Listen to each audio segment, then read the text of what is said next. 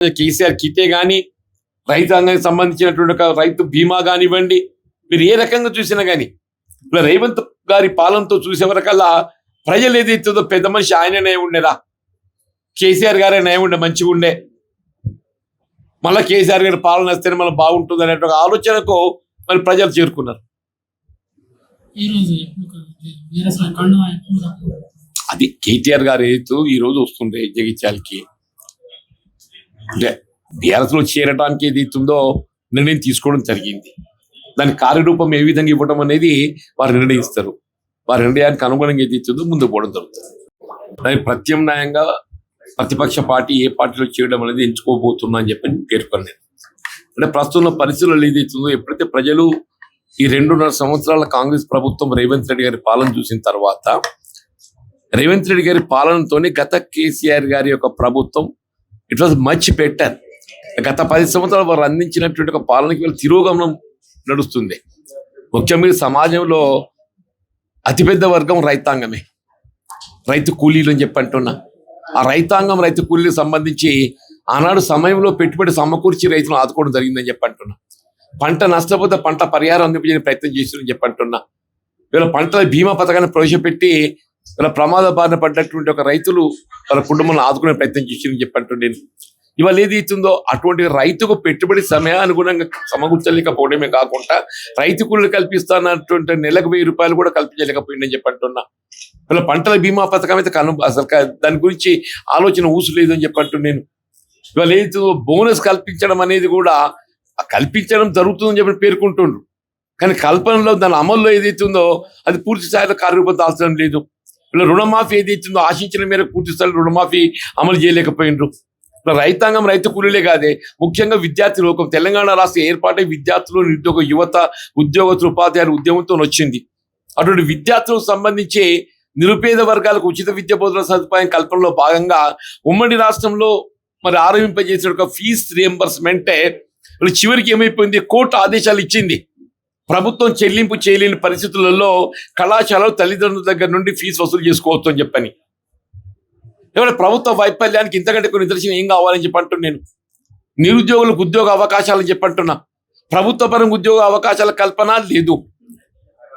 ఇవాళ self employment అని చెప్పిన నిరుద్యోగ యువతకి ఏదైతుందో స్వయం ఉపాధి కల్పనకు సంబంధించి మీరు ఏ రాజీవ్ ఉపాధి పథకాన్ని అమలు చేస్తామని చెప్పని పేర్కొన్నారో అది ఇంతవరకు దాని కార్యక్రమం ఆరంభం లేదు. వీళ్ళు ఉద్యోగస్తులు, ఉపాధ్యాయులు వాళ్ళ యొక్క హక్కుల కల్పనలో ప్రభుత్వం ఏదైతే పూర్తిగా వైఫల్యం చెందింది. కాంట్రాక్ట్ అవుట్సోర్సింగ్ ఎంప్లాయీస్ కానీ, ఎల్సిటీ ఆర్టిజన్ ఎంప్లాయీసే కానీ, ఇలా ఆర్టీసీ ఎంప్లాయీస్ కానీ, సింగరేణి కార్మికులే కానివ్వండి, మీరు ఏ రంగాన్ని చూడండి ఆశా వర్కర్లు అన్న, చివరికి ఆడబిడ్డలు ఆశా వర్కర్లు అని చెప్పి అంటున్నా. వాళ్ళ వేత భత్యాల గురించి కూడా ఏదైతే ప్రభుత్వం దగ్గర ఆలోచన కార్యక్రమం లేదు. ఎంతో రేవంత్ రెడ్డి గారు ప్రచార ఆర్భాటాలు తప్పేదిస్తుందో కేవలం ప్రచార ఆర్భాటాలని చెప్పి అంటున్నా. ఇలా మూసి ప్రక్షాళన, ఆ మూసి ప్రక్షాళన చేద్దామని చెప్పంటే సుందరీకరణ అని చెప్పి అంటాడు. మూసి ప్రక్షాళన చేయాలని అంటున్న. మూసిలో మురుగునీరు చేరకుంటే ఏదైతుందో కెమికల్ అఫ్లూయెంట్స్ అందులో కల్లో కూడా చర్యలు చేపట్టండి. సివరేజ్ ట్రీట్మెంట్ ప్లాంట్ ఏర్పాటు చేయండి. ఇలా ప్రాణహిత నదీ జలాలను మళ్లింపు ఏదైతుందో ఇంతవరకు ఏదైతుందో కార్యాచరణ రూపొందించలేదు మీరు.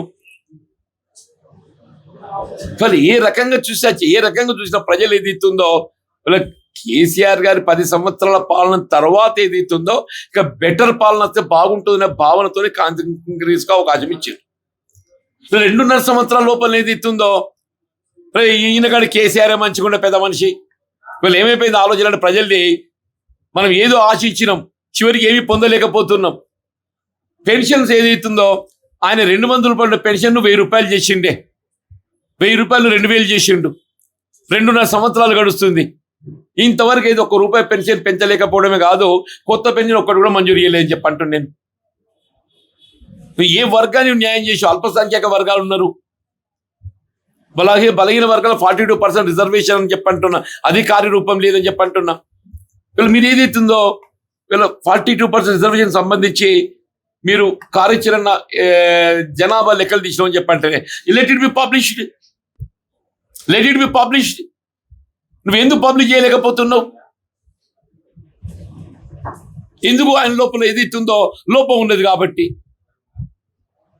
ఎంతవరకు ఏదైతుందో ప్రచార ఆర్భాటాలు తప్ప ఏదైతుందో ప్రజాహితంగా కార్యక్రమాలు నిర్మాణాత్మకంగా అమలు చేయలేకపోవడంతో ప్రజలు ఇవాళ ఈ అసంతృప్తి పేర్కొంది. దాని ప్రత్యామ్నాయంగా మార్పు కోరుకుంటున్నారు. బీజేపీ కంటే బీఆర్ఎస్ బెటర్ అని చెప్తున్నారు. అంటే ఇప్పుడు బీజేపీ జాతీయ స్థాయిలో డెఫినెట్లీ ఈజ్ బెటర్, దాన్ని మనం కాదనిలే. మనం రాష్ట్ర స్థాయిలో పోల్చుకున్నప్పుడు ఏదైతున్నదో స్థానికంగా తెలంగాణ రాష్ట్ర ఏర్పాటు కోసం ఉద్యమించిన నాయకుడు కేసీఆర్ గారు అని చెప్పి అంటున్నాం. రాష్ట్ర ఏర్పాటులో ఏదైతుందో ఇవాళ చొరవ చూపెట్టి అసలు ఇవాళ తెలంగాణ రాష్ట్ర ఏర్పాటు కల సహకారం ఏంటంటే బట్ ఫర్ కేసీఆర్ దాన్ని ఎవరు కూడా విస్మరించలేమని చెప్పంటున్నాను నేను. ఇలా 10 సంవత్సరాలు ఏవైతే తెలంగాణ రాష్ట్రంలో మనం ప్రత్యేకంగా ఫలాలు పొందినమో అది రైతాంగమే కానీ, విద్యకు సంబంధించే కానీ, వీళ్ళ